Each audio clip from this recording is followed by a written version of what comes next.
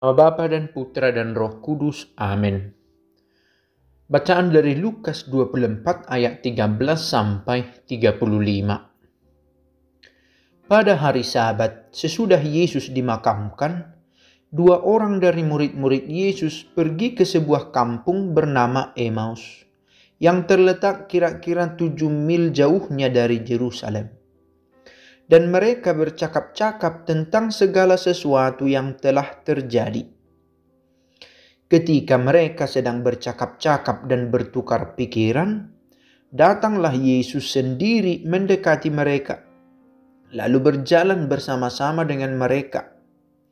Tetapi ada sesuatu yang menghalangi mata mereka, sehingga mereka tidak dapat mengenal Dia. Yesus berkata kepada mereka, "Apakah yang kamu percakapkan sementara kamu berjalan?" Maka berhentilah mereka dengan muka muram. Seorang dari mereka, namanya Kleopas, menjawabnya, "Adakah engkau satu-satunya orang asing di Yerusalem yang tidak tahu apa yang terjadi di situ pada hari-hari belakangan ini?" Katanya kepada mereka, "Apakah itu?" Jawab mereka, "Apa yang terjadi dengan Yesus orang Nazaret?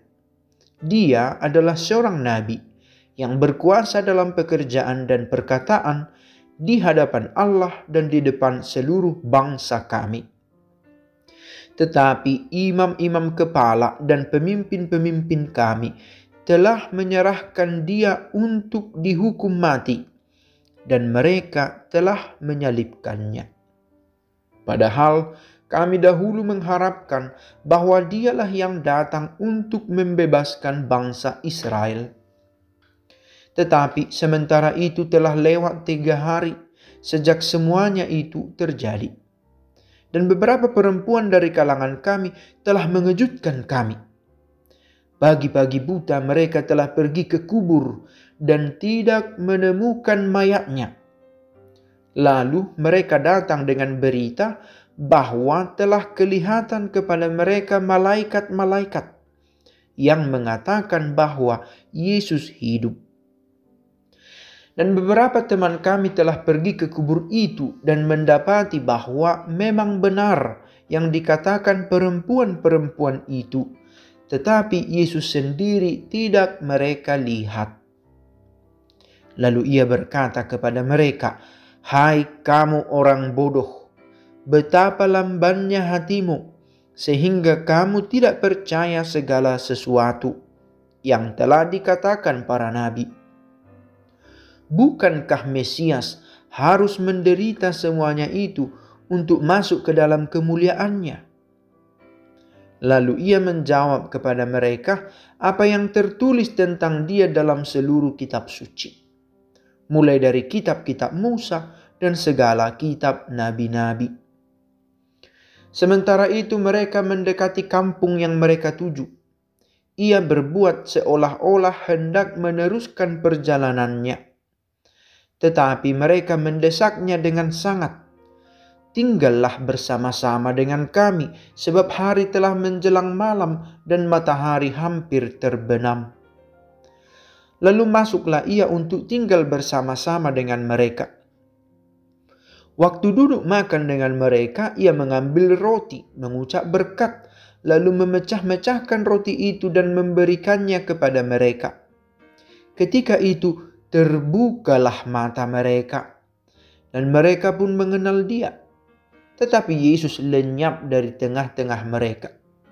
Kata mereka seorang kepada yang lain, "Bukankah hati kita berkobar-kobar ketika Ia berbicara dengan kita di tengah jalan, dan ketika Ia menerangkan kitab suci kepada kita?"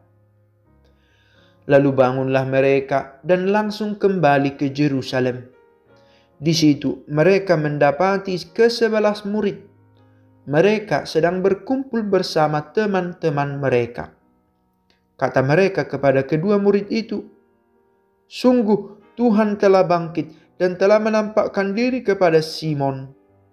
Lalu kedua murid itu pun menceritakan apa yang terjadi di tengah jalan, dan bagaimana mereka mengenal Yesus pada waktu ia memecah-mecahkan roti.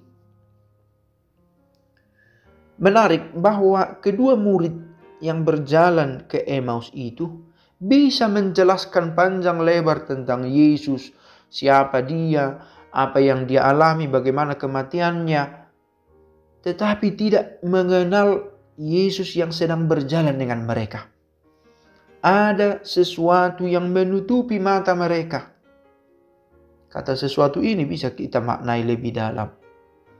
Ada saja yang menutupi mata rohani kita sehingga tahu bahwa Yesus itu tidak benar-benar jauh, dekat. Tetapi